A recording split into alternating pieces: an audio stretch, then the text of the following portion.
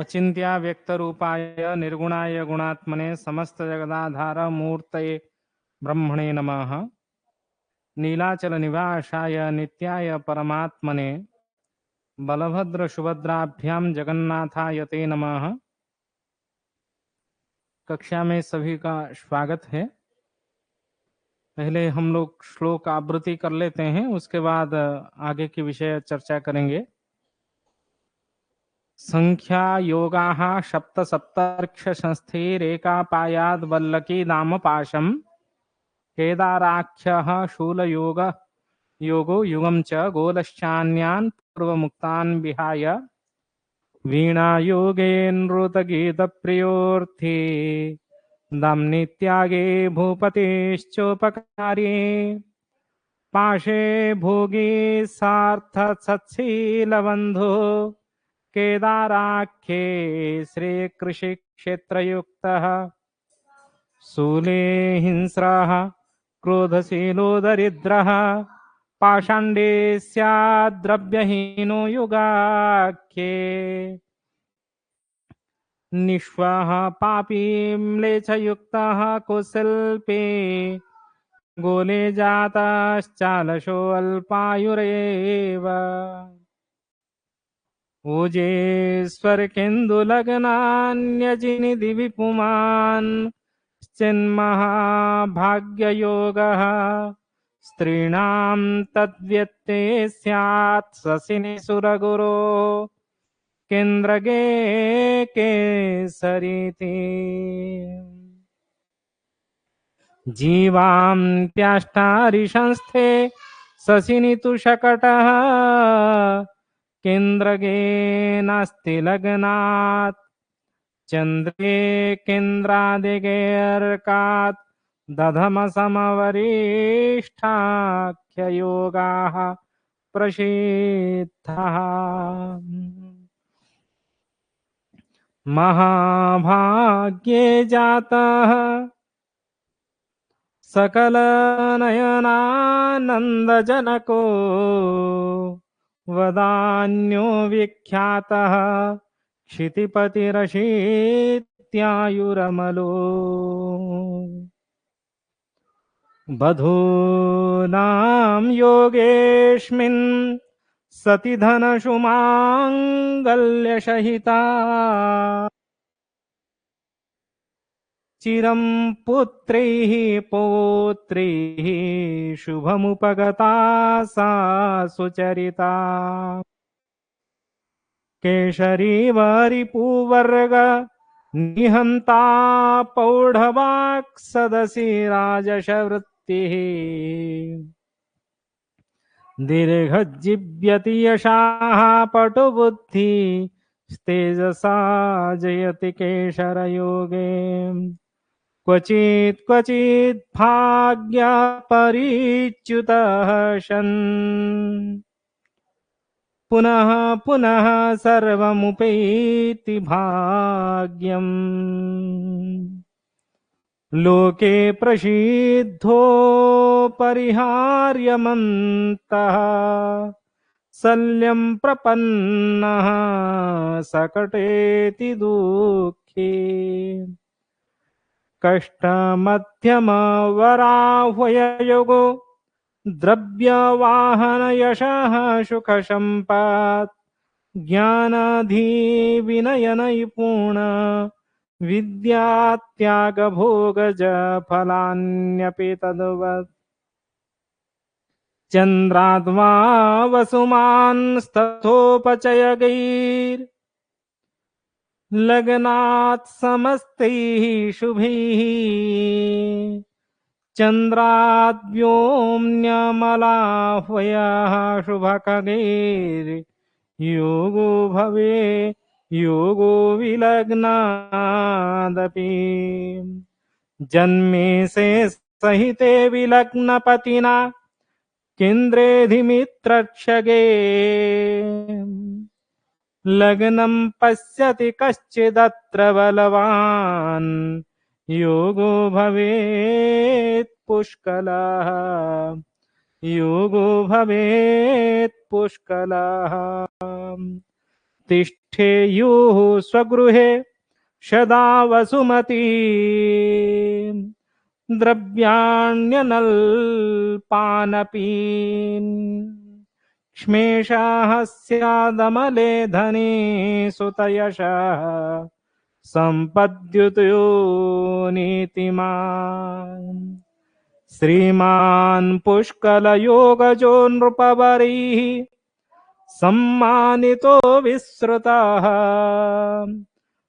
स्वकल्पाम्बरभूषिताः शुभवचाः सर्वोत्तमः स्यात् प्रभुः सर्वोत्तमः स्यात् प्रभुः। यहीं तक हम लोग विषय पिछले कक्षा में चर्चा किए थे। कल की कक्षा में अंतिम पुष्कल योग का चर्चा था, वशुमान योग, अमलाकीर्ति योग, उसके साथ साथ पुष्कल योग की चर्चा। लग्नाधिपति एवं चंद्र स्थित राश्याधिपति से पुष्कल योग उत्पन्न हो रहे थे। लग्न राश्याधिपति एवं चंद्र स्थित राश्याधिपति दोनों एक साथ यदि अधिमित्र के राशि में हो एवं लग्न को बलवान ग्रह दृष्टि दे तभी उससे पुष्कल योग उत्पन्न होते हैं। और पुष्कल योग के फल में नृप राजा व सम्मानित व विश्रुत एवं धन शरीर सुंदर शरीर युक्त, सुंदर वस्त्र युक्त, सुंदर आभूषण युक्त से शुभ वाचा से युक्त रहता है व्यक्ति एवं राजा भी होता है। सर्वोत्तम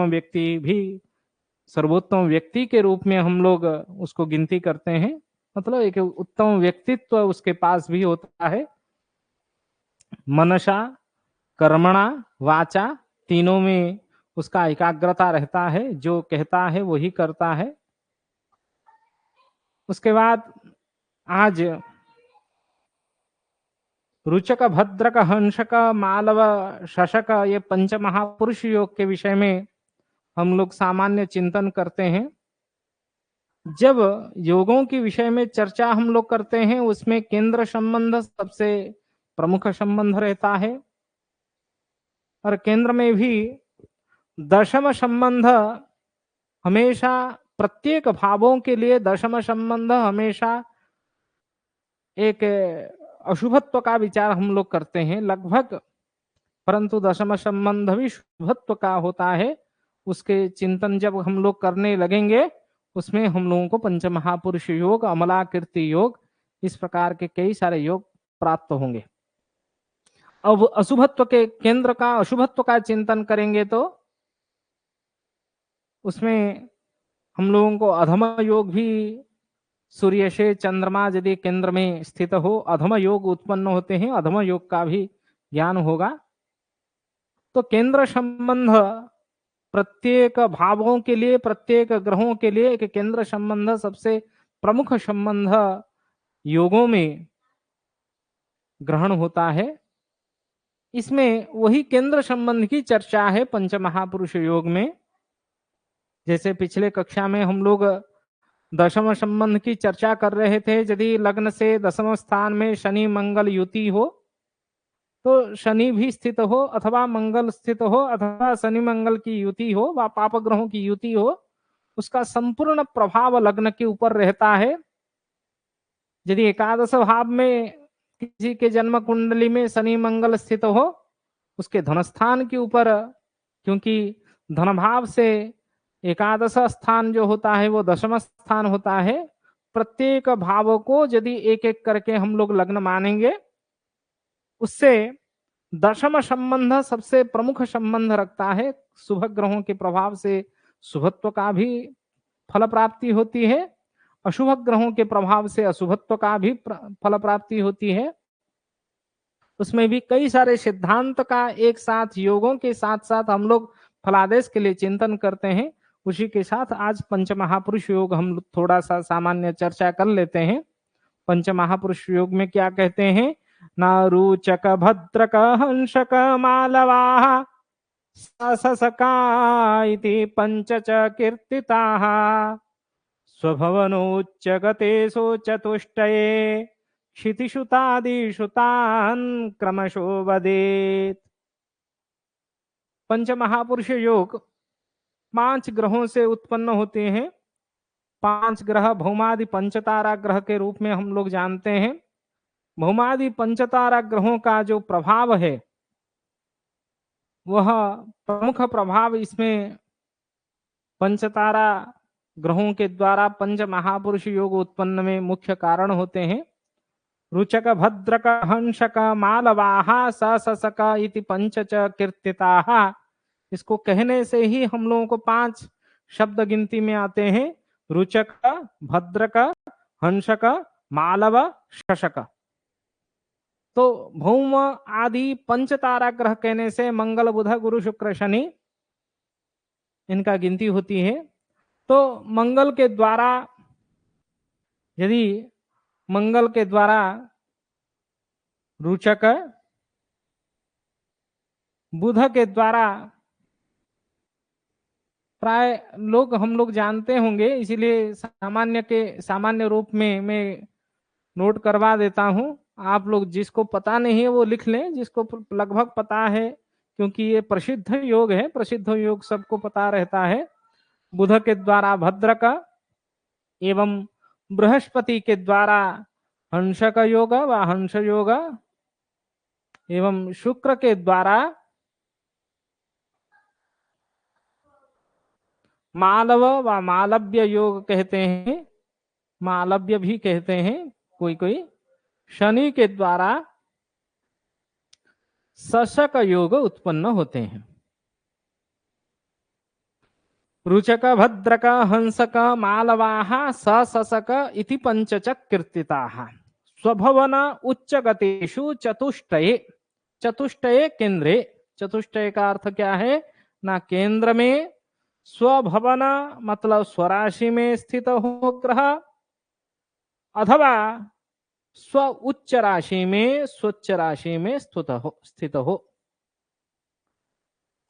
प्रत्येक ग्रहों की उच्च राशि स्वराशि हम लोगों को प्रारंभ में याद करना पड़ता है फलादेश सीखने के लिए। बिना स्वराशि, स्व उच्च, स्व मूल त्रिकोण राशि से हम लोग कोई भी फलादेश नहीं कर सकते हैं। मंगल के उच्च राशि एवं मंगल के स्वराशि एवं मंगल के लिए जो मूल त्रिकोण राशि है उसको हम लोग याद करें तो मंगल का 2 राशि, एक मेष राशि और वृश्चिक राशि एवं मकर राशि। मकर राशि उच्च राशि है एवं मेष वृश्चिक राशि का अधिपति मंगल है। इसी से हम लोगों को पता चलता है, यदि केंद्र में चतुष्टय मतलब केंद्र में मंगल स्थित हो स्व उच्च राशि में अथवा स्वराशि में स्थित हो केंद्र में, तभी कौन सा योग बनता है ना, रोचक योग बन जाता है। इसी प्रकार बुध के लिए यदि हम लोग चिंतन करें, बुध का मिथुन एवं कन्या राशि स्वराशि है, उसके साथ साथ कन्या राशि में बुध उच्च भी होता है। इस कारण से कन्या राशि का 0 अंश से 15 अंश तक उच्च होता है एवं 15 अंश से 20 अंश तक मूल त्रिकोण होता है,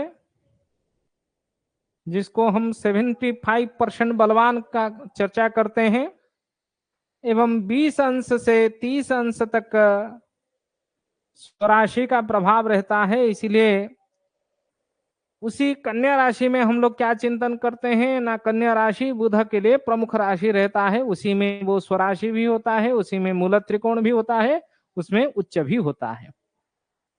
तो केंद्र में बुध मिथुन अथवा कन्या राशि में स्थित हो एवं उच्चस्थ हो, तभी कौन सा योग बनेगा ना, भद्र का योग बनेगा। इसी प्रकार बृहस्पति के द्वारा हंस योग बनते हैं। बृहस्पति केंद्र में स्वराशि, उसके लिए धनु एवं मीन राशि स्वराशि है। एवं बृहस्पति का उच्च राशि कर्क राशि है, इसलिए वो कर्क राशि में विद्यमान हो अथवा धनु मीन में विद्यमान होने से कौन सा योग बनता है ना, हंस योग बनते हैं। मालव्य योग के लिए हम लोग यदि मालव्य योग का चिंतन करेंगे, मालव्य योग शुक्र से बनते हैं।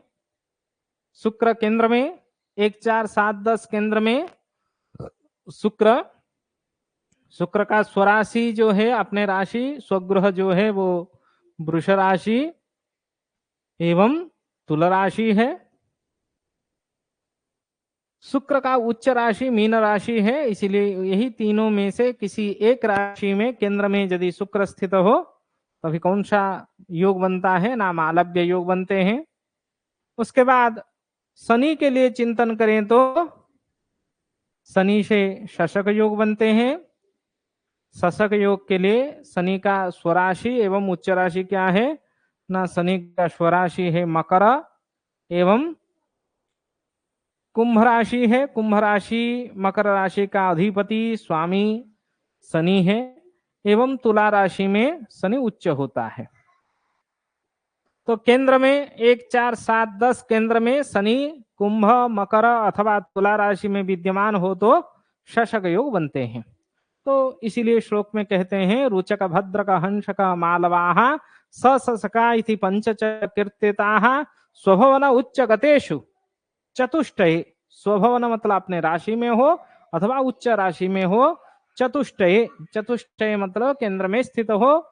क्षितिसुतादिषु, क्षितिसुता मतलब भौम आदिषु, भौम आदिषु मतलब मंगल बुध गुरु शुक्र शनि भौमादि पंचतारा ग्रह जैसे स्थित होते हैं उसी के अनुरूप योग बनते हैं। क्रमशः वदित, क्रमशः ये योग कहना चाहिए। इसमें उसका फलादेश भी वही फलदीपिका ग्रंथ का ही फलादेश है। पहले फल ही पढ़ लेते हैं। रुचक भद्रक हंसक मालव मालव्य मालव शशक, इस 5 योगों का लक्षण हम लोग समझ लिए। उदाहरण नेक्स्ट समझेंगे, पहले उसका फल कथन भी समझ लेते हैं। रुचक योग में यदि कोई व्यक्ति उत्पन्न हो उसका लक्षण क्या है, उसका फलादेश क्या घटित, फल क्या घटित होता है, वही फलदीपिका ग्रंथ का ही श्लोक है। दीर्घास्यो बहुशाः शाप्त विभवः सूरोरिहंता बली गर्विष्ठो रुचके प्रतीत गुणवान् सेनापतिर्जित्वरः आयुष्मान् शकुशाग्रबुद्धिरमलो विद्वज्जन श्लाघितो भूपो भद्रक योग ज्योति विभवा स्थान कोलाहलः। इसमें 2 ही योग का फल एक साथ कह दिए, एक तो रुचक योग के फल एवं भद्रक योग के फल। रुचक योग के फल क्या कहते हैं, रुचक मंगल के द्वारा बनते हैं। मंगल एक पराक्रमी ग्रह है, उसको सत्व ग्रह के रूप में हम लोग जानते हैं, भातृकारक ग्रह के रूप में भी हम लोग जानते हैं। भातृस्थान जो जन्म कुंडली में तृतीय भाव उसका कारक मंगल है। शत्रु स्थान जो षष्ठ भाव है उसका कारक भी मंगल है। इसलिए मंगल जितने पराक्रम कार्य है वो मंगल के द्वारा संपादित होते हैं। मंगल अग्नि तत्व के कारक ग्रह है एवं मंगल लगभग पित्त प्रकार पित्त प्रकृति जनित ग्रह है। क्रूर ग्रह के रूप में भी हम लोग जानते हैं। क्रोध शरीर में उत्पन्न करने के कारण होता है। और मेष वृश्चिक राशि का भी अधिपति है।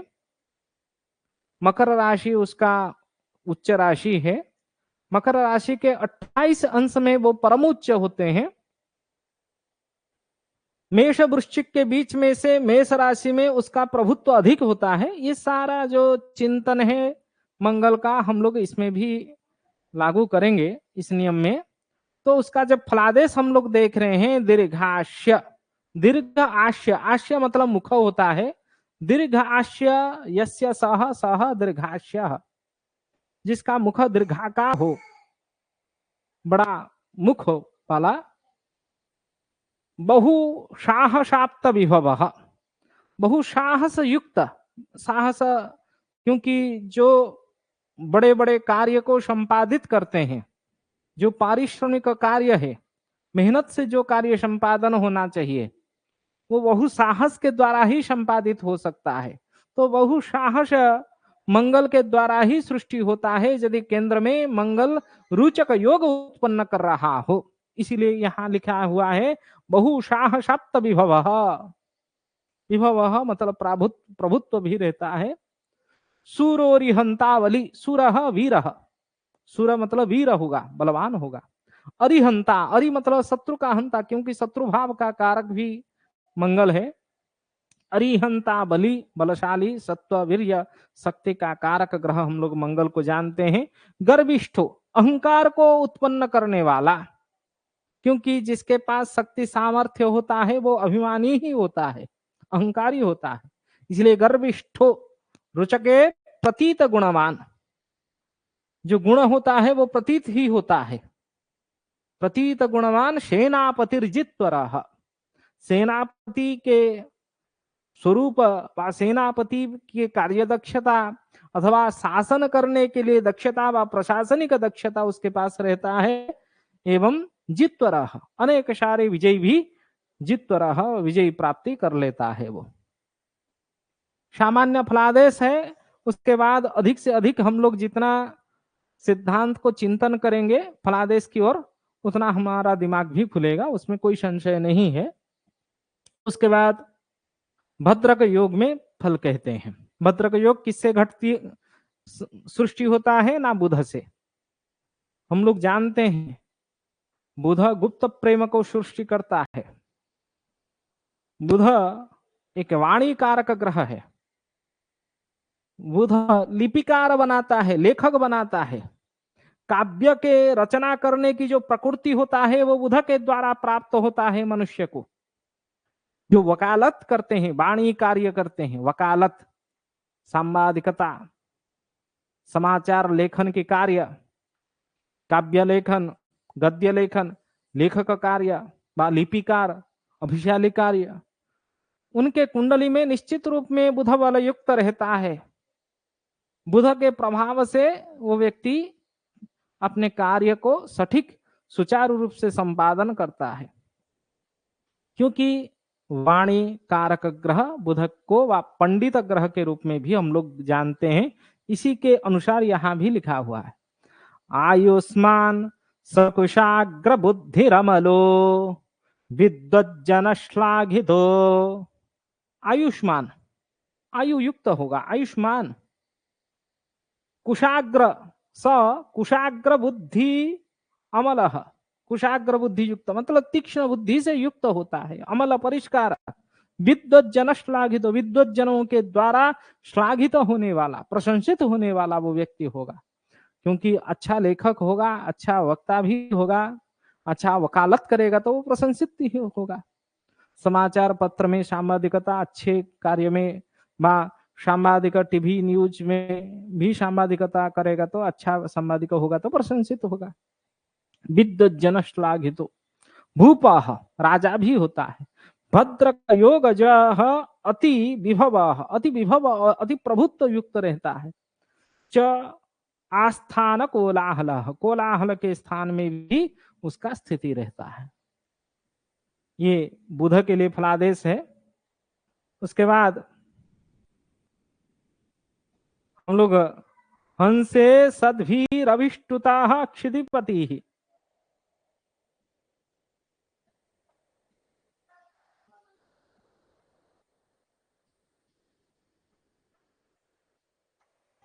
कट गया, चलिए। हंसे सद्भिरभिष्टुता क्षितिपति शंखाब्ज मत्स्यंकुशैः चिह्नैः पादकरांकिताः शुभवपुर मुष्ठान्न भूग धार्मिकाः।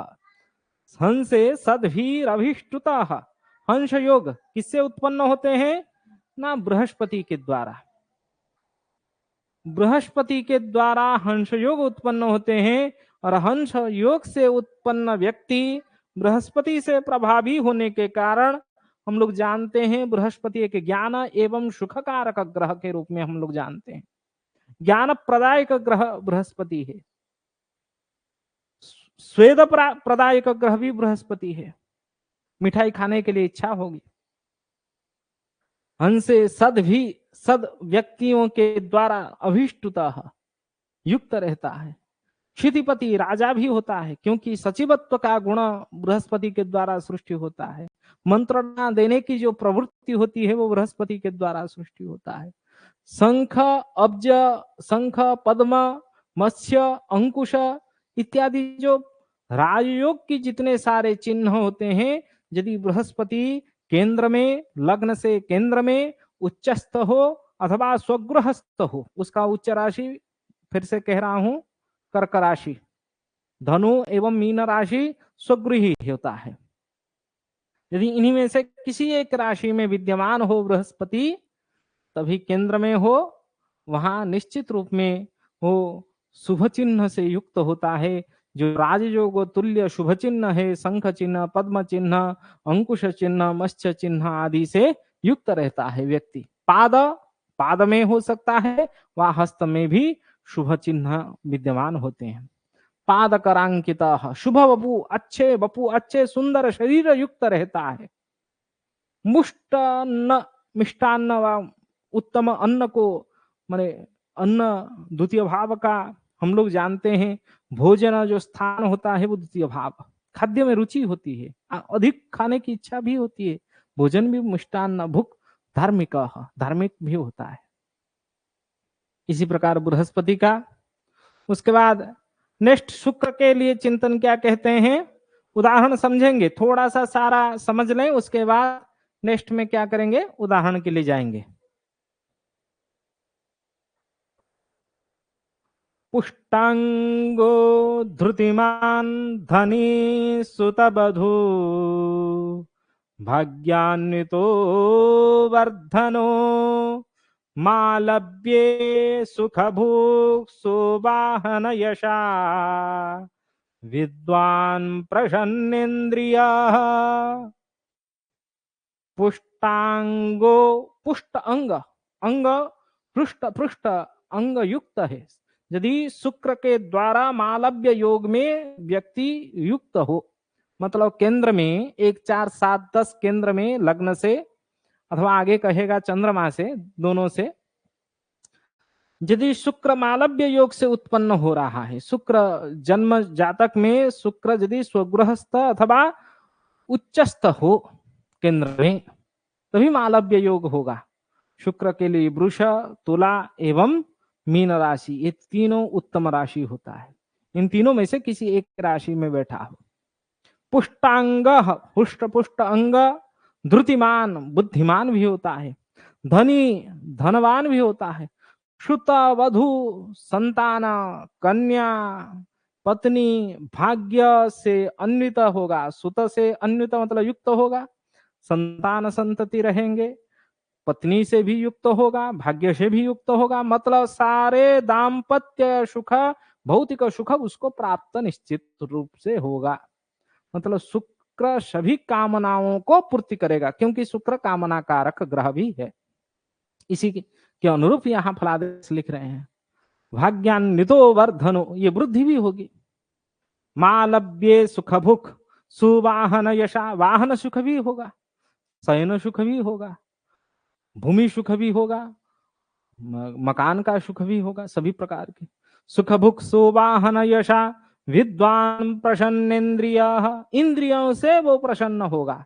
इंद्रिय, ज्ञान इंद्रिय, कर्मेंद्रिय, ये सारे इंद्रिय उस इंद्रिय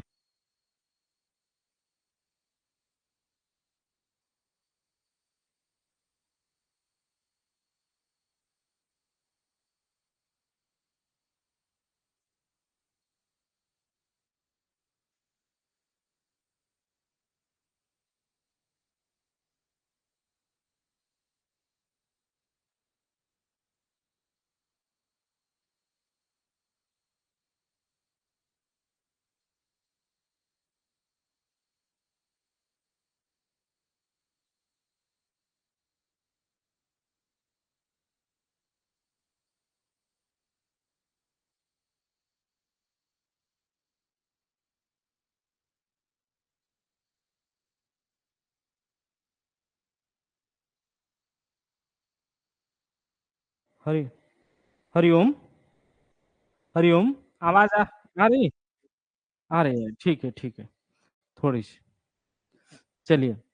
तो कहते हैं मालव्य योग में उत्पन्न व्यक्ति सभी प्रकार भौतिक सुख से युक्त होगा। वाहन एवं यश, सारे इंद्रिय सुख उसको प्राप्त होंगे। कर्म इंद्रिय, पांच कर्मेंद्रिय, पांच ज्ञानेन्द्रिय, कामना कारक ग्रह शुक्र जब बलवान हो, बलशाली हो, उच्चस्थ हो, स्वगृहस्थ हो, केंद्र में बैठा हो, तभी निश्चित रूप में उसको सारे इंद्रियों की प्रसन्नता प्राप्त होगी। मतलब प्रसन्न इंद्रिय, इंद्रिय सुख सारे कामना पूर्ति होंगे, इंद्रिय सुख प्राप्त होंगे, संतान वधु भाग्य से युक्त होंगे। उसके बाद शशक योग में, शशक योग शनि से उत्पन्न होते हैं। शनि जब केंद्र में उच्चस्थ अथवा स्वगृहस्थ हो तभी शशक योग होते हैं। शनि का राशि मकर, कुंभ एवं तुला राशि। तुला राशि में वो उच्च होता है, मकर कुंभ उसका स्वगृह है।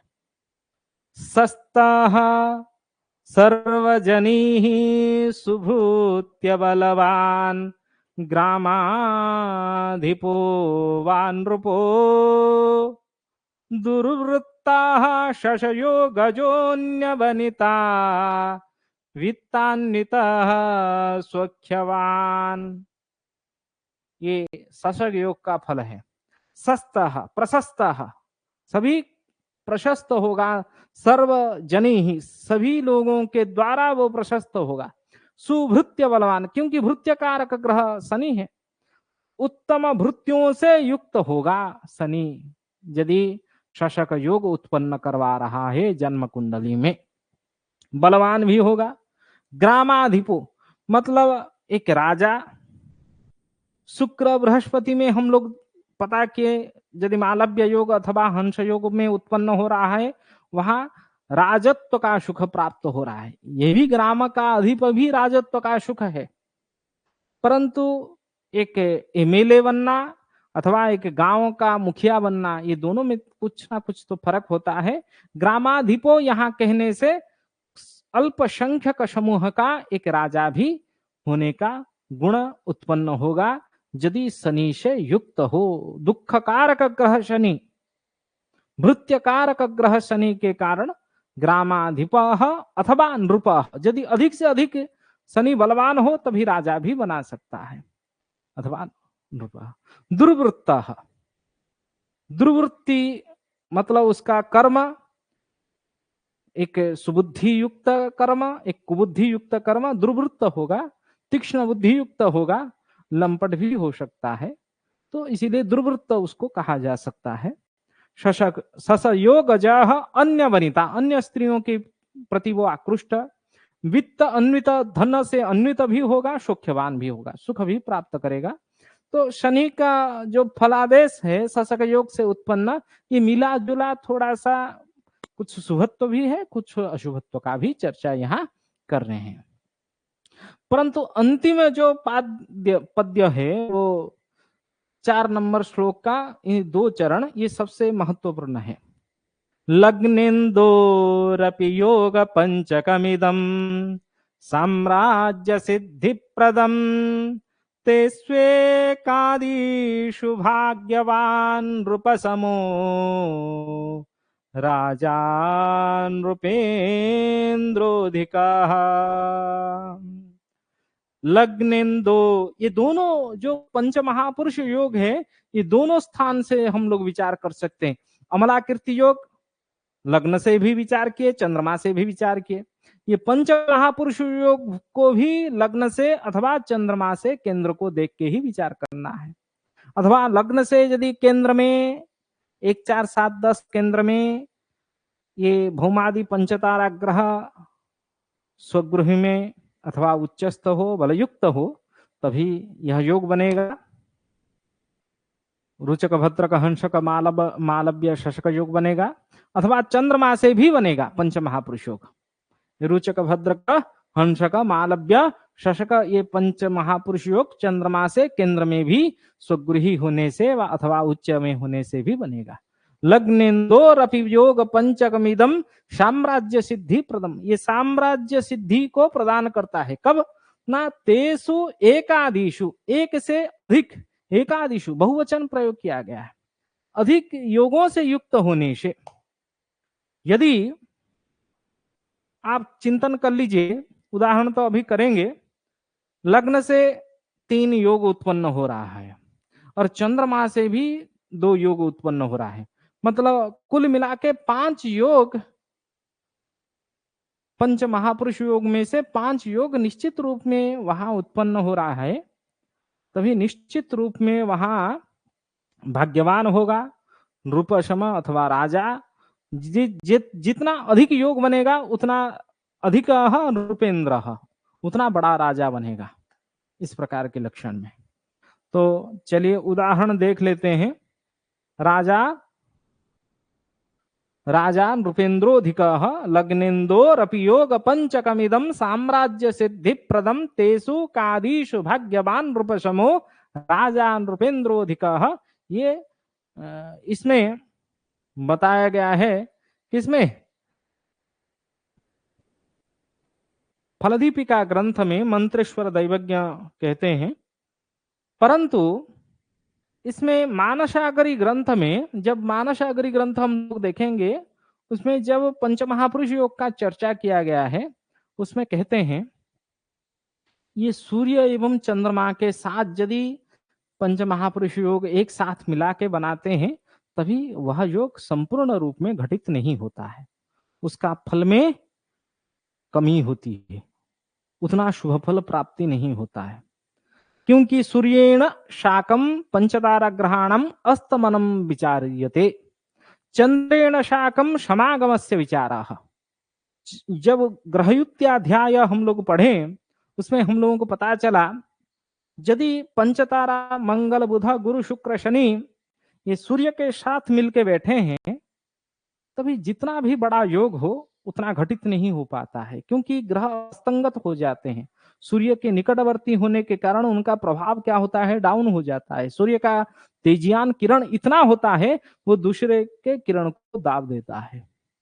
इसीलिए उसका जो प्रभाव है, उसका जो बलयुक्त बलवान की हम लोग आकलन करते हैं, उतना अच्छा उत्तम फल प्राप्ति नहीं होता है, अस्तत्व हो जाते हैं ग्रह।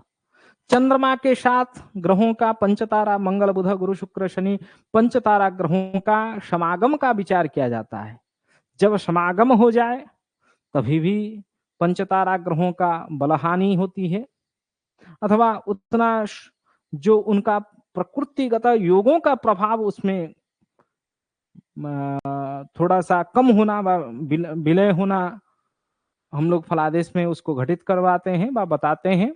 इसी तरह सूर्य के साथ ये यदि योग बन रहा हो, वो पंच महापुरुष योग, ये संपूर्ण रूप में फलीभूत नहीं होते हैं, उसको भी हम लोगों को चिंतन करना है। एक उदाहरण के लिए पहले क्या करते हैं ना, एक कुंडली बनाते हैं, जिस कुंडली में अधिक से अधिक बन जाए योग। कौन सा योग? ना पंच महापुरुष योग। हम लोग जानते हैं चर लग्न, स्थिर लग्न, दिशोभाव लग्न, 3 प्रकार के लग्न है। किस लग्न में अधिक से अधिक योग बनेंगे? चर लग्न में, अथवा स्थिर लग्न में, अथवा दिशोभाव लग्न में?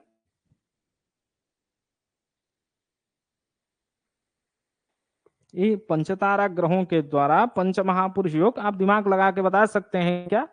सब लोग जुड़े हैं? मेरा आवाज आ रही है ना?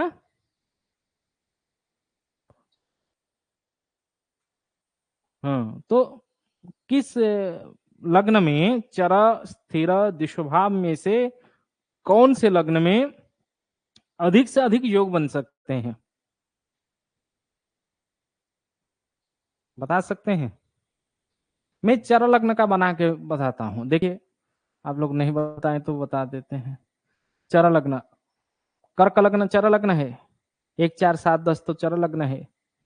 कर्क लग्न का कुंडली बनाइए, 5 6 7 8 9 10 11 12 1 2 बृहस्पति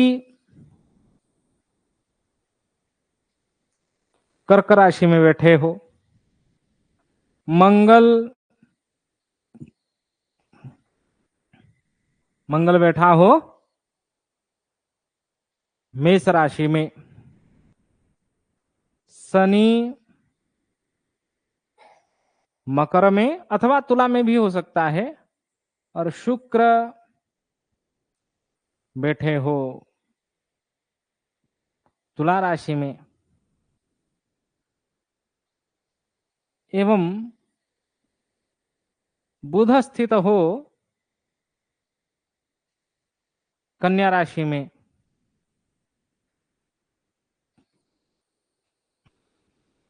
सूर्य शुक्र के साथ तुला राशि में स्थित हो, एवं चंद्रमा मीन राशि में स्थित हो, तभी इसमें कितने सारे योग बन रहे हैं।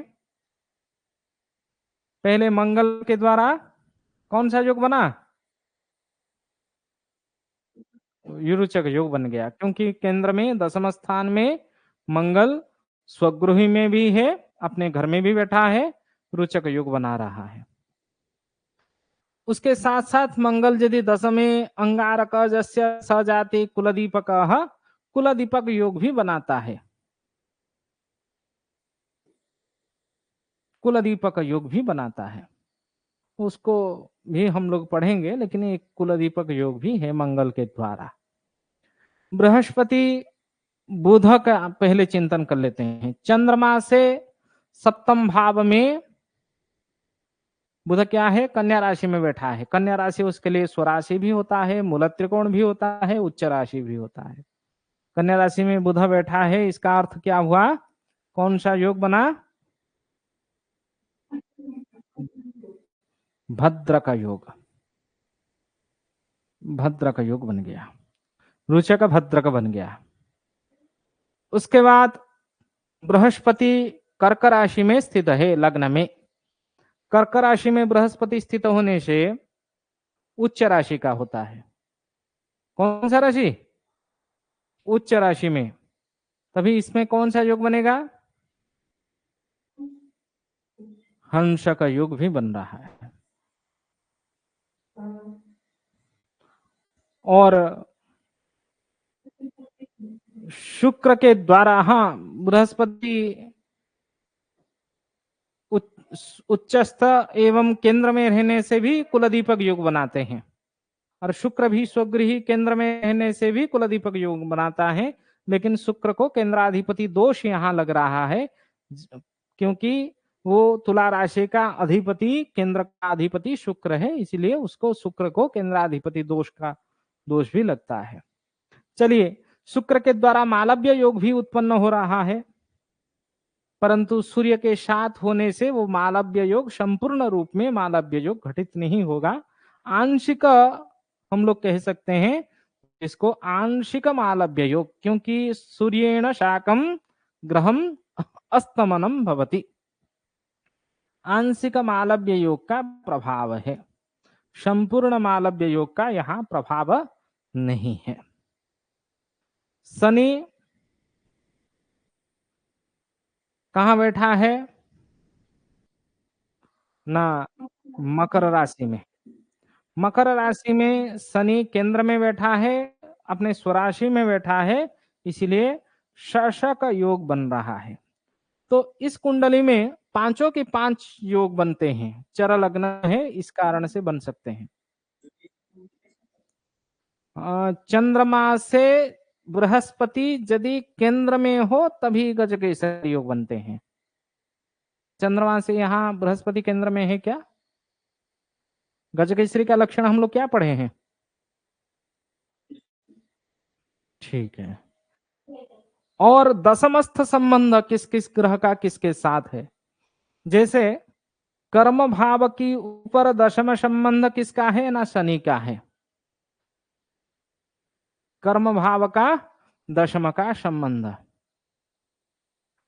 लग्न के ऊपर मंगल का दशम संबंध है, सुख स्थान के ऊपर बृहस्पति का दशम संबंध है। दशम संबंध हमेशा ग्रह का प्रभाव डायरेक्ट, जैसे मंगल का संपूर्ण प्रभाव लग्न के ऊपर अधिकार रहता है, लग्न के ऊपर वो प्रभावी होती है दशम संबंध के कारण। शनि का प्रभाव कर्म के ऊपर रहता है, क्योंकि शनि सप्तम स्थान में है, भले ही स्वगृहस्थ है, शशक योग उत्पन्न कर रहा है, लेकिन पापक ग्रहों के नाते कर्म के ऊपर शनि का संपूर्ण प्रभाव है। मंगल का तो है, मंगल अपने घर में बैठा है कर्माधिपति स्वगृहस्थ होके, परंतु शनि का दशम संबंध भी बना रहा है। उसी प्रकार बुध का हम लोग चिंतन करें तो बुध का दशम संबंध व्यभाव के ऊपर है, क्योंकि व्यभाव बुध जहां बैठा है उससे सॉरी, बुध का षष्ठ स्थान के ऊपर दशम संबंध, गलती कह दिया, दशम संबंध षष्ठ स्थान मतलब शत्रु स्थान के ऊपर, शत्रु विजय। हाँ।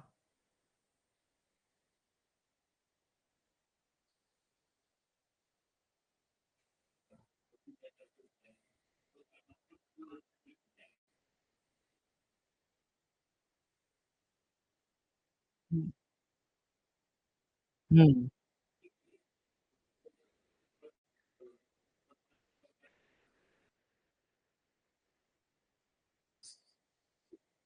सुनिए, मैं क्यों दशम संबंध को आपको गिनती करवा रहा हूं।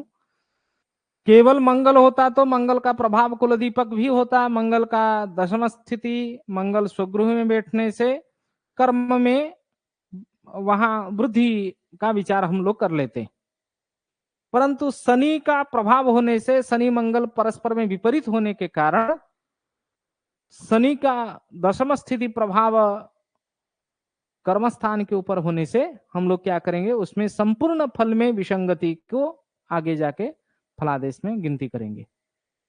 तो ये दशम संबंध, केंद्र संबंध, इसी के लिए हम लोग चिंतन करते हैं, क्योंकि संपूर्ण फल प्राप्ति यदि दशम भाव में कोई ग्रह बैठा हो, किसी भी भाव का दशम स्थान में कोई ग्रह बैठा हो, तभी वो निश्चित उसका जो यदि शुभ प्रभाव होगा वो उस भाव के ऊपर डालेगा।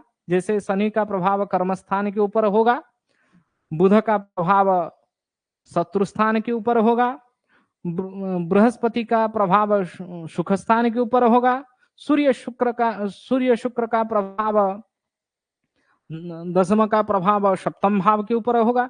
उसको हम लोग आगे जाके फलादेश में उसको घटित करवाएंगे। एक तो अमलाकीर्ति योग से लेके कई सारे शुभ योग हम लोग आप पढ़ लिए, और अधम योग की जब चिंतन किए, अधम योग में केंद्र स्थान, सूर्य से केंद्र स्थान में यदि सूर्य चंद्रमा स्थित हो तभी अधम योग बनाते हैं। तो केंद्र स्थिति को एक अशुभत्व के रूप में चिंतन कर रहे हैं, और एक अमलाकीर्ति अथवा पंच महापुरुष योग को जब गिनती करवाए उसमें शुभत्व का भी प्रभाव हम लोग आकलन कर रहे हैं। आगे जाके लघु पाराशरी का जब चिंतन हम लोग करेंगे, लघु पाराशरी में कहते हैं ये उत्तर उत्तर लग्न से अधिक चतुर्थ, चतुर्थ से अधिक सप्तम, सप्तम से अधिक दशम, उसका प्रभाव रहता है। शुभत्व का प्रभाव होगा तो शुभत्व, अशुभत्व का प्रभाव होगा तो अशुभत्व को भी हम लोग विचार करेंगे वहां। थोड़ा सा अभी केवल हम लोग सिद्धांत को दिमाग में बैठा दे, उसके बाद आगे जाके जब हम लोग फलादेश की ओर जाएंगे तभी एक कंपेयर करके, यहाँ शनि मंगल का प्रभाव निश्चित रूप में मध्यम का होगा, संपूर्ण शुभ फल प्राप्ति वहां नहीं होगी, संपूर्ण शुभत्व का चिंतन हम लोग नहीं कर सकते हैं वहां कर्म के लिए। उसमें शनि महादशा मंगल का अंतरदशा चल रहा हो, उस समय में देखेंगे तो विसंगति हम लोगों को दिखाई देगी, कर्म में विच्युति भी हो सकता है, कर्म बाधा भी बन सकते हैं। उसी प्रकार भले ही यहाँ पंच महापुरुष योग है, हम लोग पढ़े हैं पंच महापुरुष योग में से साम्राज्य सिद्धि प्रदम, सारे साम्राज्य की प्राप्ति होगी यदि पांचों की पांचों महापुरुष योग से उत्पन्न जातक हो, परंतु उसके बाद भी इस संबंध को भी आगे जाके सिद्धांत को भी, यह सिद्धांत को भी हम लोगों को फलादेश में चिंतन करने के लिए जरूरत है। यही बात कह रहा हूं, समझ गए ना? इसमें किसी को ठीक है। तो और कौन सा योग है? जितना सारा योग पढ़े हैं हम लोग, और बाकी भी तो योग हैं, जैसे सूर्य से कितने घर में चंद्रमा है? सूर्य से अधम समवरिष्ठ योग में से कौन सा योग बन रहा है? षष्ठ स्थान में है ना, षष्ठ स्थान में रहने से कौन सा योग बनता है? वरिष्ठ योग भी बन रहा है। और वल्लकी दाम पाश केदार, उसमें से कौन सा योग? दामनी योग व दाम योग अथवा दामनी योग बन रहा है। एवं इसमें सकट योग बन रहे हैं क्या अशुभ योग में से? सकट योग चंद्रमा से षष्ठ स्थान में चंद्र नहीं बन रहा है। और क्या माल क्या कह रहे हैं ज्योति मैडम? नहीं बनेगा, ठीक है, ठीक है। मूल केंद्र में है, ये ऑलरेडी नहीं बनेगा। और क्या कौन सा योग बन रहे हैं? मालव्य योग, अमला कीर्ति, सॉरी, अमला कीर्ति योग है? अमला भी नहीं है। लग्न से दशम भाव में अथवा चंद्रमा से दशम भाव में कोई भी शुभ ग्रह नहीं है, नहीं तो अमला योग नहीं बन रहा है। और पुष्कल योग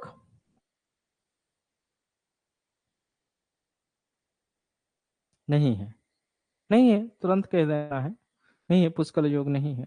तो इतने सारे योग अभी हम लोग पढ़े हैं, जितना उतना ही विचार किए हैं। आप और अभ्यास कीजिए। और फलादेश कल की कक्षा में थोड़ा-सा इसी पंच महापुरुष योग के विषय में और अमला योग के विषय में आगे चिंतन करेंगे। आज थोड़ा-सा चार्ज खत्म हो रहा है वो माइक से, इसीलिए बैटरी चार्ज में बैठाना पड़ेगा, कट जाएगा अभी तुरंत। मैं कक्षा को ही विराम दे रहा हूँ। कोई प्रश्न होगा तो आप लोग बाद में कर लेंगे।